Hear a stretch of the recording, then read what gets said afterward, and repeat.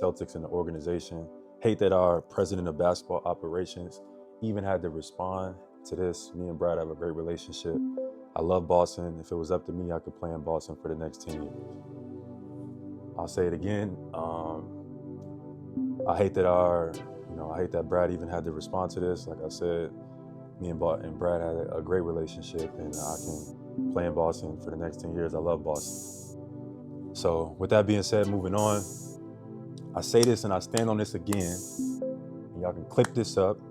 This was my favorite season of my career.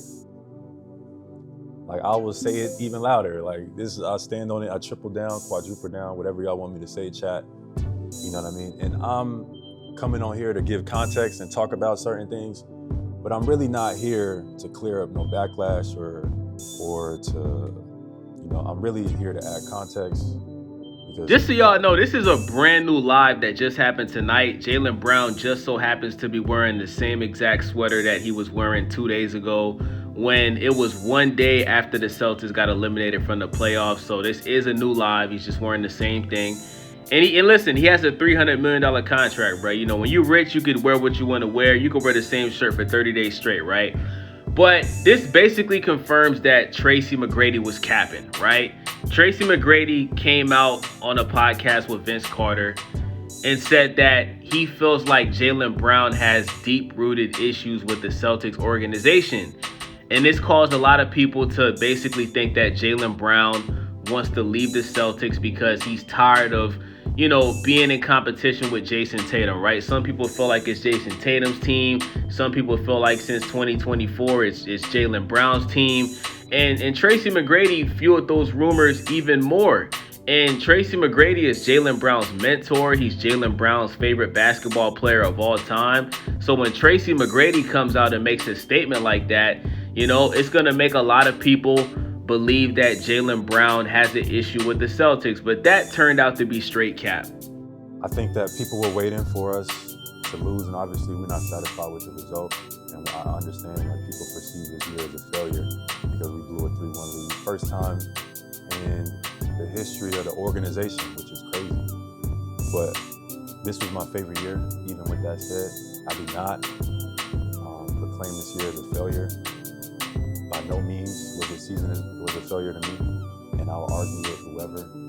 People will look at it like, well, you guys blew a 3-1 lead and lost in the first round. This season is a failure.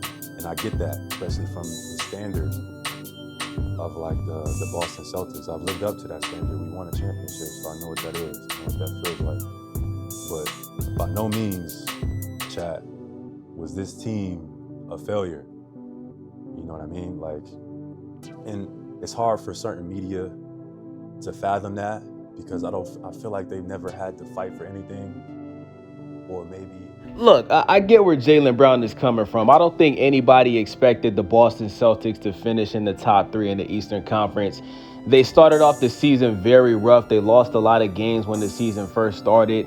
And, Jaylen Brown was able to lead his team. And we've seen players like Jordan Walsh take a step up. Peyton Pritchard had a good year, For most of the year, Derek White did pretty good until the playoffs.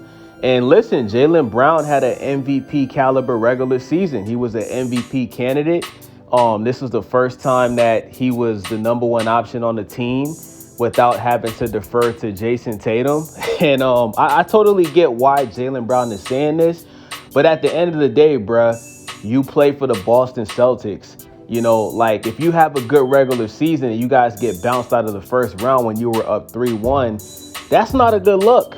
And for you to win a championship in 2024, you won the Eastern Conference Finals MVP, you won a regular Finals MVP over Jayson Tatum, I just don't get how you could say you like this year better than 2024. It doesn't correlate to me, bro, because I think Jaylen Brown, my whole thing is this. Does Jaylen Brown want to be known for winning championships? Or does Jaylen Brown want to be known as the number 1 option? Because it kind of seems like Jaylen Brown is going through that same phase that Kobe went through when he didn't want to play with Shaq no more. It seems like he's going through that same phase that Kyrie Irving went through when he didn't want to play with LeBron James anymore. It seems like from the outside looking in that Jaylen Brown doesn't enjoy playing with Jayson Tatum anymore, because the statements that he makes, right? This was the first season where you played without Jayson Tatum for a majority of the season. He comes back. You guys get bounced out of the first round after you were up 3-1, and all of a sudden, this was your favorite season. Doesn't make any sense to me, but I do get where Jaylen Brown is coming from. Maybe when the adversity or the odds were thick enough, they would cave in, or when there's a popular opinion, they just give into it. You know, and it's hard for people to fathom when something's not a failure, when you fight you fight through the adversity, you fight through the odds, you fight through the expectations, and that's exactly what this team did. Like in life, that's what happens as well. So it's hard and when you listen to certain accounts and certain media, listen with a certain ear, because I feel like in chat, y'all may agree, y'all may disagree, y'all let me know. I feel like, you know, I don't care what the odds is, I don't care what the expectations is. Give me a bunch of guys who's willing to fight, who's willing to down their shield, and let's go. Like, that's just how I personally feel. And those who don't understand. See, once again, bro, this is what I mean when I say Jaylen Brown likes to mix, you know, wokeness into basketball, bro. Like you're turning this into something that is not. The reality of the situation is, bro, is you play for the Boston Celtics, who has the most championships in NBA history, bro. The Celtics play for championships. You know what I'm saying? The Celtics don't play for one player to win a regular season MVP and then you get bounced out of the first round. So, you know, did you have a good regular season? Yes. Did you prove to everybody that you could lead a team and make them a top team in your conference? Yes. But the reality of the situation is, bruh, is Joel Embiid, who had multiple injuries like he always does. This man literally had surgery to remove his appendix. He came back in game 3. You guys still won the game. I think it was game 3 or 4 he came back. The first game he came back, he had a great game, but the Sixers lost. And then the 76ers, led by Joel Embiid, went on to win 3 straight games to eliminate y'all from the playoffs, bruh. And for you to be talking all the trash that you was talking all season, making the tweets, live streaming after every win or loss on Twitch, right? And I love the fact that Jaylen Brown is streaming. I don't got no problem with that, bruh. But when you talk the talk that you was talking this year, calling out SGA for flopping, you know what I'm saying? Bro, you didn't live up to expectations when it matters the most, bro. This season 100% was a failure. Nobody's gonna care, bro. Do you think people are gonna care about what you was able to do without Jayson Tatum a year from now, 2 years from now, 3 years from now? Because guess what? SGA's winning MVP. You're not winning the regular season MVP. SGA's gonna win that. You know what I'm saying? So I think Jaylen Brown has a very hard time of holding himself accountable and just understanding what things are in reality, bro. Like, he's just so caught up in these conspiracy theories about how people feel about him, and none of that shit is true. Given everything, those who've never had to fight for nothing, those who've quit at every opportunity that they have, and some of those people are in our media, and some of these people are managing these accounts. So when you hear them speak to like why the season is a failure, or they don't understand like how overcoming adversity is a win. Like, yeah, our team, we lost 3-1. Yeah, I mean, we blew a 3-1 lead, and yeah, like we lost in the first round. We didn't win a championship, but the amount of growth, the expectations that these same people have for us is why this was my favorite year, because I got to see in practice, I got to see in the beginning, I got to see the rookie, Hugo Gonzalez, you know, just come in, add value, play with fire.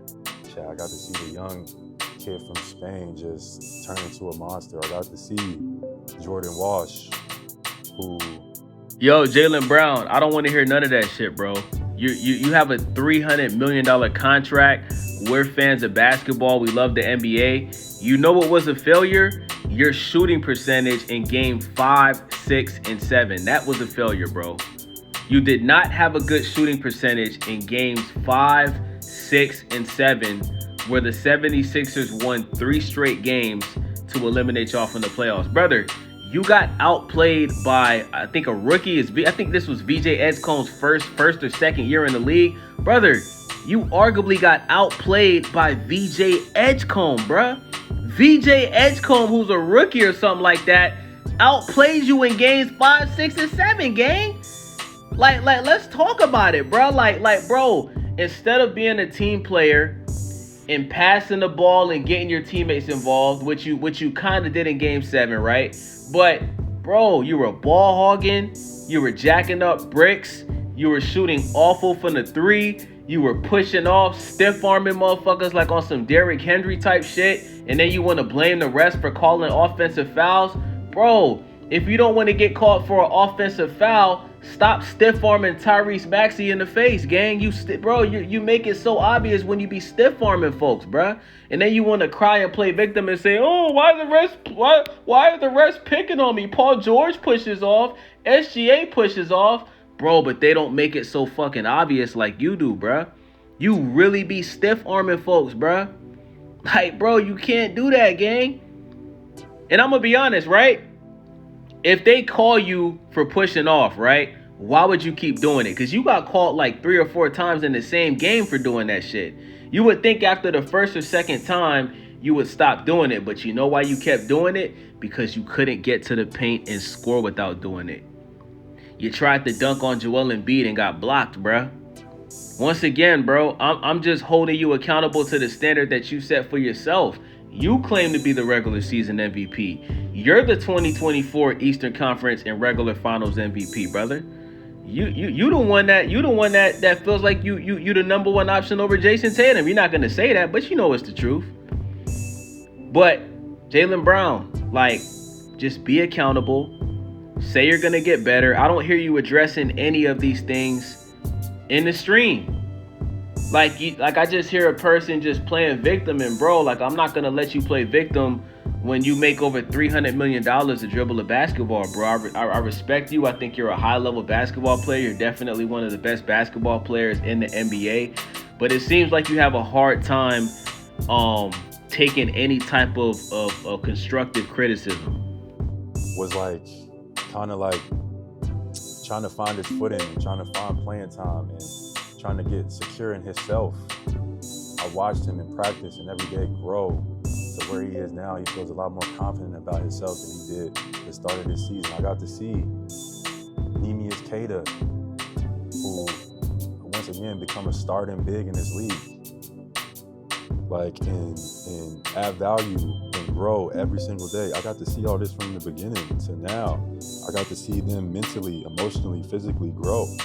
I got to see Peyton Pritchard, chat, like, who already was a killer, but like take on more responsibility, be more of a go-to guy.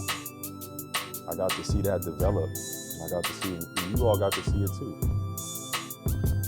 You know what I mean? But I got to see it from a day in, day out basis. I agree with that, bro. Queta definitely stepped up this year. He definitely did a great job. Bro, I mean, he outplayed Vujacic, who went from being a starting center on the Chicago Bulls to coming off the bench. So I do agree with Queta stepping up. Like I said, Peyton Pritchard had a great year. Even Shireman, he came off the bench one game, and I think he dropped like 20-something points, making a whole bunch of threes. But once again, bro, I'm going to give you credit again. The Celtics definitely overperformed all of our expectations in the regular season. But when it came to the playoffs, because listen, bro, I think most people thought the Celtics were going to the Eastern Conference. We didn't think that the Celtics were going to get eliminated by the 76ers. The 76ers, bro, I mean, they had a pretty underwhelming regular season. So for Joel Embiid to come from getting appendix surgery and doing what he did, and Paul George turning back the clock looking like PG-13, for them to beat you guys from 3-1, guys, this is the first time in Celtics franchise history that a team came back from 3-1 and eliminated them. So there's no reason why this should be your favorite season, brother. For this team was to fail. The expectations was the team to be nothing, just to give in and to quit. And this team did the exact opposite. We fought every single day.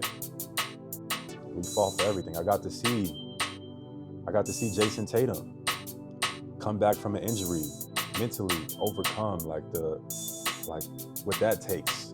You got to see, and this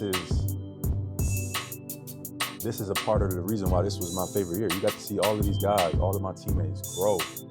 I got to see them overcome adversity as a group, up close and personal. And even though we didn't accomplish what we accomplished, there's no excuse. I'm not making no excuse. Like, obviously the result, we're not satisfied with the result. Like, we're not trying to, if it sound like an excuse, it's not. Like, but to fight and maneuver through adversity and grow and galvanize with a bunch of guys. Yo, I'm glad Jaylen Brown mentioned Jayson Tatum, bro, because Jayson Tatum came back super early from an Achilles tear. Well, most players miss the entire season, right? Some players miss 2 whole seasons coming back from an Achilles tear. This man came back early and averaged almost a triple-double for multiple games. And I think if Jaylen Brown would have passed him the ball more, because Jaylen Brown was doing a lot of weird shit with Jayson Tatum when he came back, looking at him in the eyes, acting like he's going to give him the ball, and then just looking the other way and throwing it to somebody else. I've seen that shit multiple times. I think Jaylen Brown would have did even better. But it's unfortunate that he ended up injuring his left calf. I'm happy that it wasn't the leg that he just got surgery on for his Achilles. But I'm looking forward to seeing what Jayson Tatum does next year. And I really hope that Jaylen Brown and Jayson Tatum spend a lot of time together this summer, because they have the opportunity to be the modern day. And this is going to sound kind of crazy, chat, but they could be the modern day Kobe and Shaq, bro. They're both still very young. Jaylen Brown's 29. He turns 30 this year.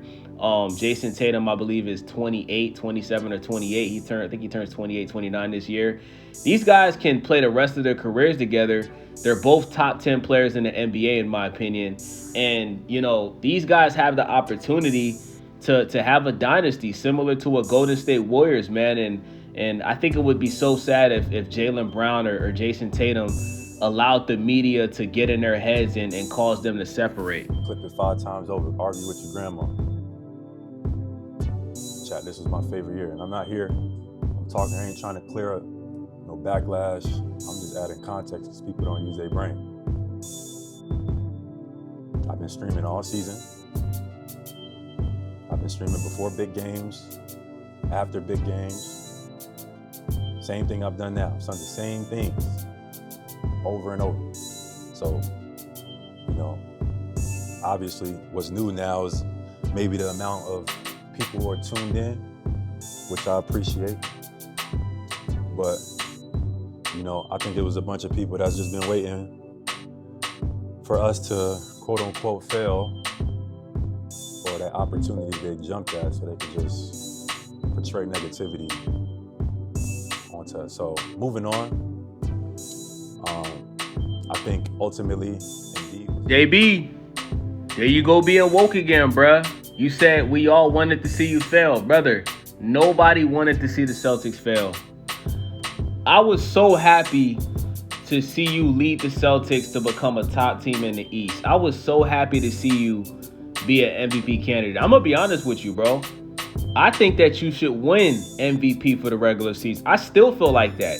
Even though the Sixers came back 3-1, I still feel like you was the MVP this season. I think you deserve the award 100%. I think that you overperformed this year, bro. I think you took your skills and your talent to another level. You know what I'm saying?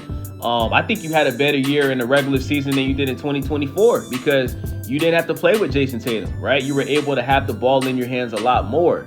But Jaylen Brown, this is what comes with being one of the best players in the NBA, bro. We're going to have high expectations.